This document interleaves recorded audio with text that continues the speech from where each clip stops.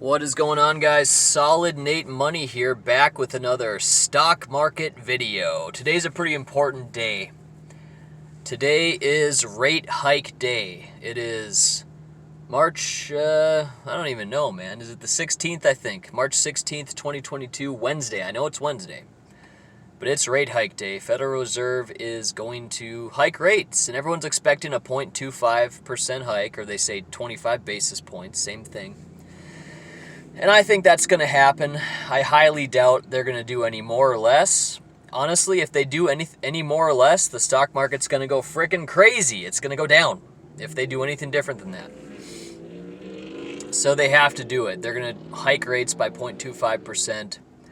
And they're going to try to fight inflation. We'll see if it works. I don't know. I think it should, honestly. There's a lot of people that say it shouldn't, but I think, honestly, when they just talked about increasing rates and they wiped off trillions of dollars from the stock market, the NASDAQ dropped 20%, the S&P's down 15%.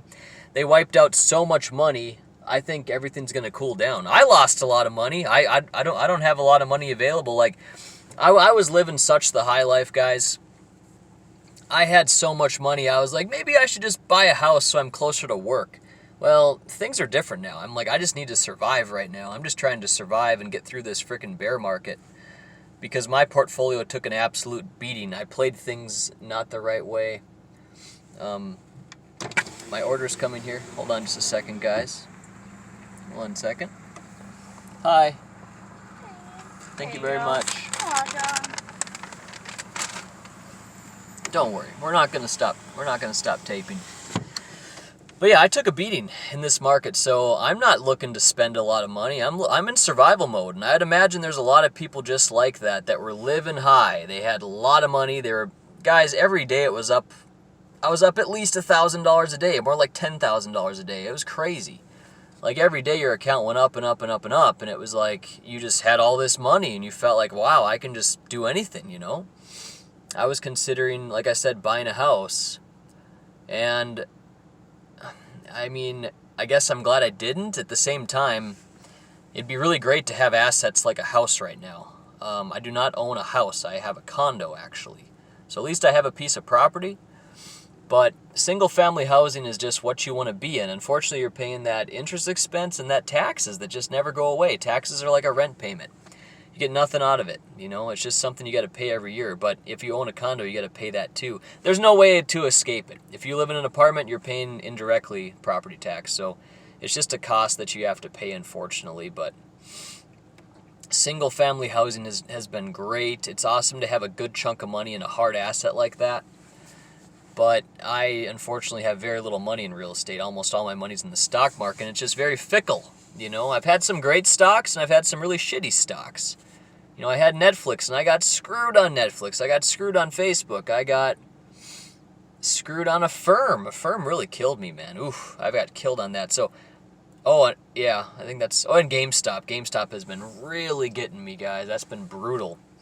But we've had 2 really good days in a row here, and so I'm feeling pretty good. I've sold some calls. I tried to sell off some crappy stocks today. I have some shares and, really not much money, but...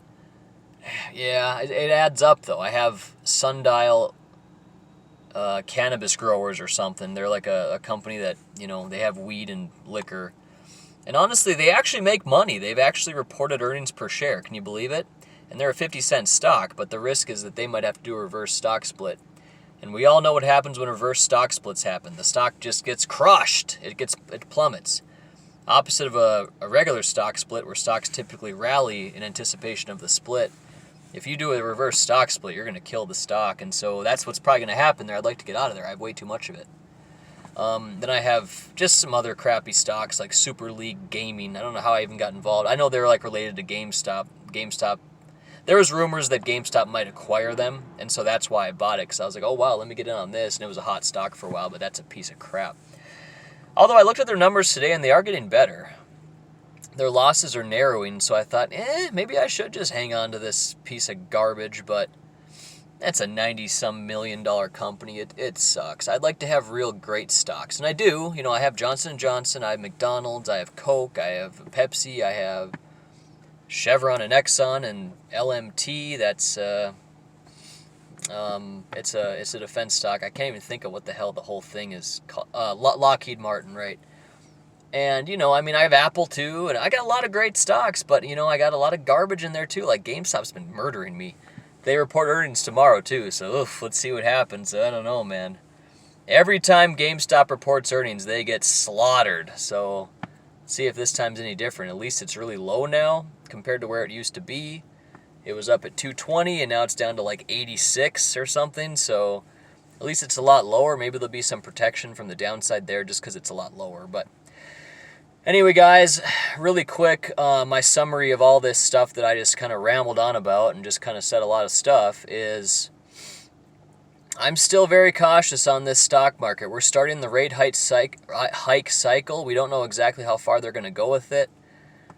And I would not be all in right now, guys. There's going to still be a lot of bumpy roads ahead, so it's still a very scary market, and I think it's still a very much of a trader's market. Like, the best thing you can probably do is have a ton of cash, and when stocks like Tesla go down 10% in a day, buy call options on it and flip them the next day for a 50% profit. I've been doing a lot of that type of thing. I don't have as much liquidity as I'd like, though. But, I mean, those are my best moves. I have some accounts that are just options only. And, for example, my Webull account is all options. Guys, I'm up 1,800% in that account. 1,800%. It's like I can't lose in that account. I've been making some great trades. But, unfortunately, the balance is not that much. It's only like $7,000. So it's like, well, okay. It doesn't really mean a lot there. You know, I mean, it'd be nice if I was doing that in my main account. I'd be freaking retired already. That'd be awesome. But anyway, guys, be careful out there. Pick quality stocks is the summary too.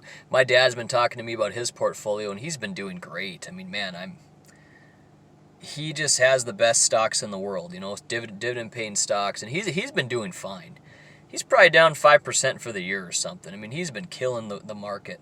So definitely good for my dad. I think he watches these videos too. Shout out to my dad, a great investor. He's taught me a lot, and I like his strategies a lot. Hey, I told you all these stocks I own. That's probably a lot to do with my dad and teaching me about the dividend investing philosophy. And I think it's great. But unfortunately, I dove into a lot of shit too, and I used too much leverage. So I'm in a tough spot. My dad's always been a lot more cautious than me, and I've never understood it. Well, it's because he's been through a lot of these shitty markets. That's why. That's why. These type of things wake you up, and it just seemed like we were never going to have these markets again. It seemed like things were different. It seemed like, you know what, man, the Fed is on our side. We can't lose anymore. I thought they changed the game, but no, this is bringing me right back to 2009 and stuff, and I think we could have another recession. There's got to be one at some point. So stay cautious, guys. Make sure you don't go bankrupt. All right, guys, talk to you later.